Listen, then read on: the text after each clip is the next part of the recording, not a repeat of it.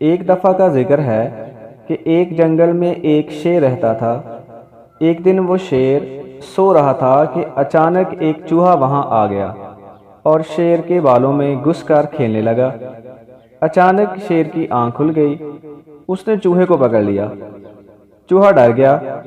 وہ شیر سے منت کرنے لگا کہ مجھے چھوڑ دو، میں آئندہ ایسا نہیں کروں گا۔ شیر کو اس پر رحم آ گیا۔ اس نے چوہے کو چھوڑ دیا۔ چوہا جاتے جاتے شیر سے کہنے لگا کہ میں اس احسان کا بدلہ ضرور دوں گا۔